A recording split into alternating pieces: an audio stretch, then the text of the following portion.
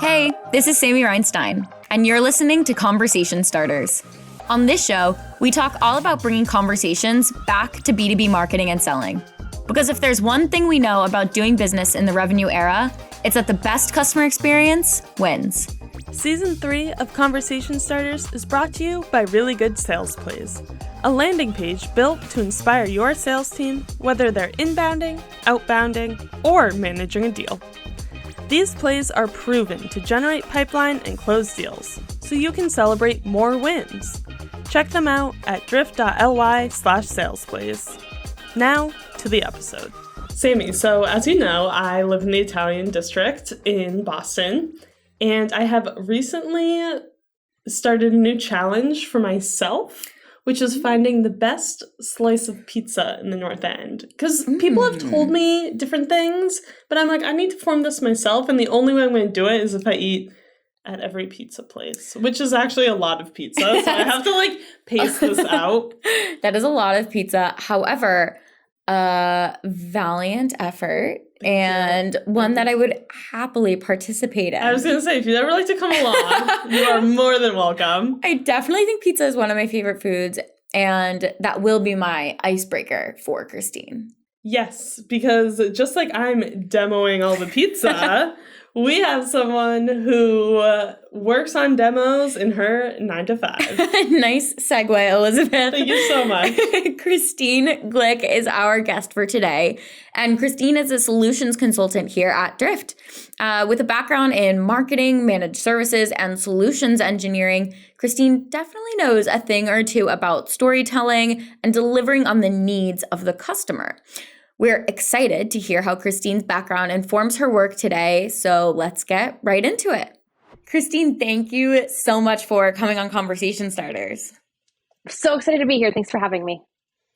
I'm really excited for this episode because we've talked a lot about starting conversations and continuing conversations, but the role that you are in is really interesting placed in the deal cycle, and it's a lot about storytelling. So I'm excited to dig in deeper and learn more. But before we get into all of the questions and the meat of the podcast, Season 3 Conversation Starters, we have been starting with an icebreaker, a conversation starter, if you will. So I have to ask you, Christine, before we dive in, what would be your last meal? If there is just one meal that you could have, what would that be? Is it terrible if I say Taco Bell? I love that. I think that's a great answer, and it's consistent. So you know that love a chalupa, guilty pleasure through and through. And when I was pregnant, we probably got them every other day. That's so funny. I honestly, that's a really good answer, and I think you know what you're getting, and you know that you like it. But I would have to go with pizza if I was going to choose something. What if we did a chalupa pizza? Whoa. Okay. Just mixing it all together. Yes. Look at me consulting on a solution already. Okay. Love that. Speaking of, Christine, you are a solutions consultant at Drift. But for the people listening to the podcast that may not know what a solution consultant does, what is it that you do here at Drift? What does being a solutions consultant mean to you? It means I kind of sit in between a lot of different hats and the customer. So our team understands the product on a very deep level, but also gets involved with other aspects of the MarTech industry to really understand the broader space, and then really dive deep into each customer alongside of our sales reps to understand what their business problems are, what they're trying to achieve, and ultimately consult them into how the Drift solution fills those needs and provides them value in their business. So you're probably doing a lot of, trying to uncover what are those pain points? How can we best help you? What are your goals? But when an account executive loops you in and you're having that conversation with a prospect, what are some of the first questions that you ask? What are you trying to achieve in that first conversation? There's two things that really stick out to me. Is one, what's the background on this relationship with the customer and Drift? Did we get them from an inbound or an outbound? Did they come through a drift chat experience themselves? Have they been a customer before, or have they explored drift before? And kind of really understanding where we're starting from, so I can know what their knowledge is of drift even going into that first conversation. If someone's been a previous user, we start a lot kind of further in of like, hey, you've used drift before, let's talk about how you can use it now, versus someone that's like, hey, here's what drift is. And so it's a really different approach. And the other thing I think is really important to always know is their existing tech stack. What else are they working with that we can work with? Because they're going to get more out of using their tools together than any of them siloed. And so I think that's what is really beautiful about Drift is it pulls so much data together from their whole stack to make it actionable. So those to me are the two most important things to know. Yeah, that makes a lot of sense. And I'm sure that when you are talking to these prospects that have so many varying needs, your talk track is going to ebb and flow and maybe change a little bit. And then doing that research ahead of time, you're of course going to change what that looks like. So how do you go about changing your demos based on the varying needs of customers? And how do you make that scalable? Well, I think the first step there is never thinking about it as this is my demo. How do I change it for a customer? It's starting around who is my customer and what do I need to demo to them, and building their demo around them instead of them around me and my demo.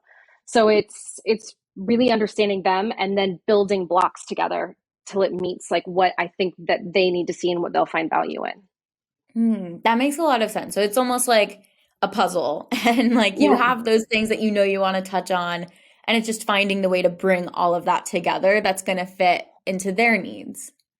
Absolutely. It's a lot of different pieces. Who are their customers? What are their tech stack? How does it all fit together into Drift? And how do I highlight each of those things in those different puzzle pieces? And then it ultimately comes together in a really great puzzle. And sometimes we go into it and I have some empty pieces and I'll have 5 windows open, ready to go to whatever I think is actually that missing piece. Yeah. How often are you going into a conversation thinking it's going to be one thing and then sort of having to think on the fly and shifting? All the time. I call myself a little swan of demos where across the water, I'm just floating along, but underwater, I'm doing this. Yep. Even if it's not something that is completely different, it's a new piece of information that someone new to the conversation has joined in and shared something. And then that triggers, oh, there's a different experience that I can show them that's going to make more sense. And it's going to land for that use case they just shared. And so then I'm quickly toggling on the back end to revamp and move around some of those puzzle pieces so that it fits what I've just heard in this current conversation. Yeah, it's like that iceberg, right? Like at the tip, you see like the shining mountain, but at the bottom, there's so many roots and things going on. And I'm sure, like you said, you know the Drift product on a deep technical level, right? And you're able to articulate that for customers, for prospects. But with technical conversations, a lot of the times it can feel overly technical and maybe you lose some of the value within there, or it's not technical enough. How do you strike that balance of showcasing how the product works and also communicating the value it will bring to a customer? It's really knowing your audience and speaking to that audience specifically. If I have someone on the call that is a highly technical person, I trim back the story pieces and give them that technical knowledge that is what they want and need to make a decision. Versus someone that's a little bit less technical, I'm going to do it into more of an elaborate story and then share pieces of the deeper technical layers into that story where it's going to make sense and resonate to that less technical user. And that's kind of the beauty of Drift is that we have users of all kind of technical knowledge bases. You can be someone that's never touched tech before and still make Drift work and utilize it. Yeah, so it's knowing who am I talking to, what kind of conversation do I think they're going to enjoy? Yeah, and what does that person care about the most? Yeah, I think that is a really important piece that a lot of marketers can take as well. When there's a really technical product, I think it can feel like I need to talk about it in really technical terms. And in reality, there's a lot of people that just want to talk about it like a human in words that they understand, and really understanding your audience and what they might want and, changing it as such. Absolutely. And even sometimes it's the first demo, you keep it higher level. We do a second deeper dive and get into the back end, get into the integrations, how they fit together in a data flow, and get the right people on that call too that are going to understand what they have set up in their back end, or do a deeper scoping into API utilization, and the different abilities they have there to get into even more of their tech stack. So it's really even knowing when it's time to say, hey, let's get a second call to dive deeper here. Yeah. Yeah. That makes a lot of sense. And you are, I assume, giving a lot of demos. You've done a lot of demos throughout your career and at Drift. So I can't have this podcast without asking you, what do you think the essentials are that a strong demo can't live without? Customization.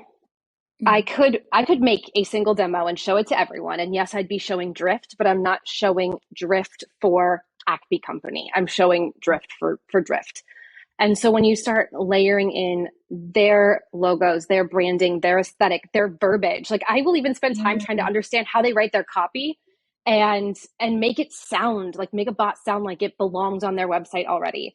And I've actually had many prospects get to the end of the demo and they're like, thank you so much for making this easy for us to visualize on our website. You took it from conceptual to real. And I think that makes a huge impact when it's really reflective of them and what they're trying to achieve, and not just a one size fits all demo. Customization and personalization and making it feel like theirs, I think is really important. It's my mom was selling her house and she had a lot of pictures of our family around the house, and the realtor told her to take down those pictures so that the person could go through and like visualize themselves in the home, right?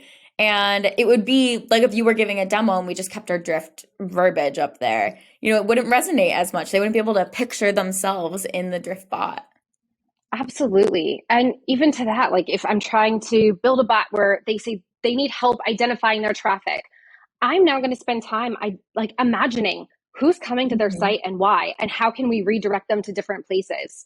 I know I had one where I was like, I just randomly guessed. I'm like, I bet you have a lot of medical students coming through to your website. And I was talking to a head of marketing who was like, oh my gosh, you have no idea. It's such a problem. And I immediately jumped in and showed how we could start to identify that traffic and deflect them away, not get through to their sales team, save them all that time. And he ended up equating it to saving his team something like $40,000 a year. And it was just an on the fly thing by conversation and just thinking through what was going on with that customer. Yeah. So it sounds like, understanding your customer, understanding what their needs are, and understanding their tech stack are really important to customizing the demo. What are some of the tools that you're using to understand, who this customer is before even talking to them? I mean, I usually always start in our Salesforce to see like what's already here, what have we already discovered, what conversations have taken place. I go look at chat transcripts that people have had with Drift bots. It's a great resource. It's right there inside of Salesforce. And then from there, I start going onto their LinkedIn page. What are they posting about? Is it paid ads or is it just organic posts? How are they ranking in Google? If you have really great Google rankings, it shows you're putting a lot of effort into that. If you're a page 2 or beyond on that SERP, like you're probably not doing a lot of efforts there. So we need to help you really build up more of your marketing efforts. So it's really just understanding from what you can see on the internet, what kind of effort they've already put into that so that we can see how we can work with that effort they've already put there. And then just going on their website, clicking through, learning about their product, and then even seeing like, okay, I learned something about product A. Do you have case studies about that? What resources do you have? Have you made blog posts about it? Sometimes like when I see a company that has made a blog post every day for months on end, and others that haven't made a blog post in 3 months, and it just kind of gives you a pulse on what's important to them. And when I see a lot of content like that, I immediately start thinking about a conversational landing page about surfacing content in bots because I know that's important to them. Yeah. Yeah, there's so much that already exists on their website and everything that you just mentioned that you can use to personalize before even talking to them. And of course, the account executive, I'm sure, has a lot of information. So, what does that relationship look like? What does a healthy relationship with an account executive look like? What is that communication? To me, it's kind of like it's an art form. There is no here's exactly what it should look like every single time. I think it starts with just a really good discussion. It's not necessarily giving me, hey, here's A, B, and C information. It's giving me a little bit and then let's discuss it. Let's break it down. And then we strategize together. The best AEs that I've worked with, the best demos that we've had, we decide what those puzzle pieces for the demo look like together based on the conversations that AE has already had with the customer, based on what I've been able to ascertain from my own research on that customer. And, my experiences from other demos and what's resonated with similar audiences and their experience and what they've been able to have success with, and really piecing together what we think as a team will land most. And I think those best demos are still, even if I'm the one presenting, it's still a team call. The AE is still involved and still adding value to the call. Especially as a product that is for sales and marketers, I have a salesperson that uses this in their job on the call. Right. So it's so powerful when they jump in and add context into, oh, hey, here's this thing Christine showed you. This is why it's important, but here's my experience using this and where I've had wins from that feature. I think that's just always awesome. Yeah, it's like immediate credibility with you right Yes. on the call. Yes. Conversely, what are some things that account executives could maybe like look out for if they want to strengthen their relationship with their solutions consultant? Giving us enough prep time. That's always it's hard. We're all busy, right? And we're all in different meetings and different demos with different SCs or different AEs, and you sometimes don't realize how busy someone else is. So just making sure that you're giving everyone on the team enough lead time to not only digest the information, but then like come back with more questions. A lot of times I'll have my prep calls and like we've gone over so much, and then when I get into actually building out my demo, I realize that, oh, hey, there's something else here I want to get deeper on. And so being able to go back to that AE and even just say like, hey, during this part of the demo, I think we need to uncover a little bit more here about, this topic that we talked about earlier. So the lead time is helpful to build out a better demo, and just having good context, always having that second layer of questions. When someone says that they have a problem, why is that a problem? Because, if you just solve the problem for what it is, you're putting a Band-Aid on it. But if you get to the root cause of it, you can create successful momentums. I love that line. With demos too, I am very curious. What are some faux pas potentially that you've seen in a demo? I think it really comes down to your word choice in a demo. So there are two ends to this spectrum too. One is we get so used to just all of these acronyms that are thrown at us on a daily basis, and also a lot of internal jargon. And it's so easy to forget that the person on the other end might not be as familiar with all these acronyms. They might not know our internal jargon. Actually, I can tell you they don't know our internal jargon. And when you start throwing too much of that, they just get lost because they're now like, wait, what were those letters? What did those mean? I've been on those calls where I'm like Googling on the side window of like, what did this person just tell me about? I even on prep notes sometimes from an AE, I'm like, I don't know what these acronyms mean. And I'm like sitting here Googling it thinking like, how did I not know what this meant? But there's so many.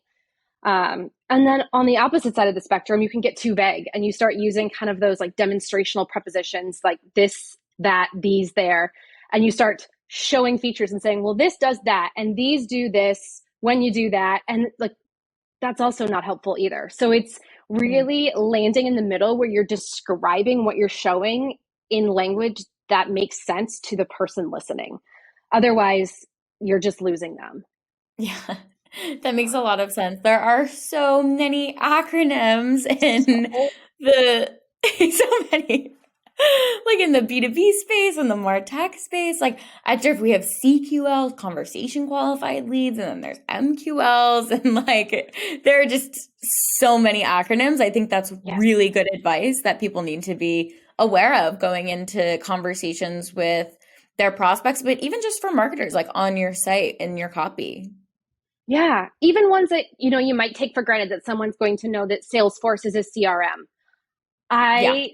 And that one is kind of a little bit more like, okay, you should probably know it's a CRM or what a CRM is. But like when you get into MAPs, I usually will always start with calling it a marketing automation platform.